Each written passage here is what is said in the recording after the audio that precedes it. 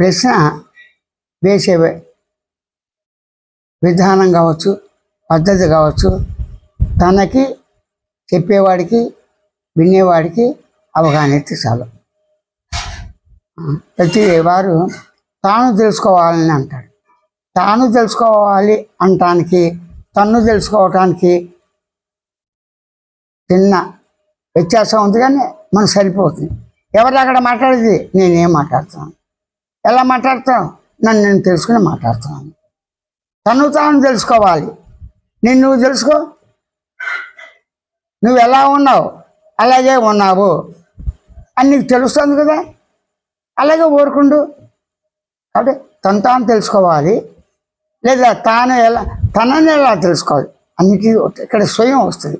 తనను తాను, నిన్ను నీవే, నన్ను నేనే, వారికి వారే, మనకి మనమే, ఆమెకి ఆమె, అతనికి అతనే, మనందరం ఎవరికి వారే స్వయంగా ఉన్నాము. స్వయంగా ఉన్నాము ఎలా తెలుస్తుంది? తెలివితో, సహజంగా ఉన్న తెలివితోనే నేను ఉన్నాను అని అనుకుంటా, భావించుట, తలంచుట సహజ అనుభవమే. నేను ఎలా ఉన్నాను? తెలుసుకునేవాడుగా ఉన్నాను అంటే తెలివిని తెలుసుకునే ఉన్నాను అని ఒక అవగాహన. తాను తెలుసుకుంటున్నాడు. దేన్ని తెలుసుకుంటున్నాడు? దేహం లేకుండా, దేహాన్ని గమనించకుండా, దేహాన్ని గుర్తించకుండా, దేహాన్ని తెలుసుకోకుండా నేనున్నాను ఎవరైనా అంటారా? అంటే ఫస్ట్ నువ్వు గమనించేది దేన్ని, గుర్తించేది దేన్ని, తెలుసుకునేది దేన్ని, అనుకునేది దేన్ని? నా దేహాన్ని. ఇక్కడ నా దేహం అంటాడు. ఎవరా నువ్వు అంటే ఏం చేస్తున్నావు అంటే నా దేహంతో పనులు చేస్తున్నాను అండు. నేను పని చేస్తున్నాను అంటాడు. ఇక్కడ సంభాషణ ఉంటుండే. ఏం చేస్తున్నావు? వంట చేస్తున్నాను. కొంచెం వివరంగా చెప్పడం. వంట ఎలా చేస్తున్నావు?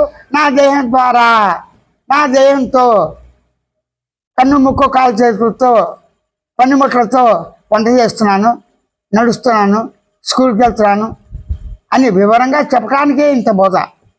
అమ్మ నేను వెళ్ళొస్తాను స్కూల్కి, అమ్మ నేను ఉద్యోగానికి వెళ్ళొస్తా, వచ్చేప్పుడు రెడీ చేయి, ఫ్రెండ్స్తో వస్తాను. ఇవన్నీ సంభాషణలు సహజంగా ప్రతివారు తాను తెలుసుకుంటూ చేస్తేనే, అదే తాను తెలుసుకునే లక్షణం చేస్తేనే మాట్లాడుతున్నాడు. మాట్లాడటానికి కారణం ఏంటి? ఏమీ లేదు. నేనున్నాను. నువ్వు ఎలా ఉన్నావు?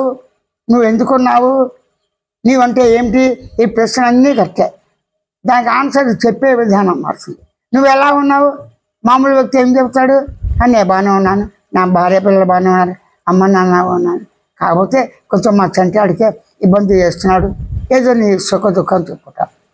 అంటే సుఖ దుఃఖాలు తెలుసుకునేవాడిగా, తెలుసుకున్న సుఖ దుఃఖాలని అవి ఎలాగున్నాయో వస్తున్నాయి పోతున్నాయి గమనించేవాడిగా, గుర్తించేవాడిగా నువ్వు తెలుగుతోనే తెలుసుకుని, గుర్తించి, గమనించి అనుకోనటం.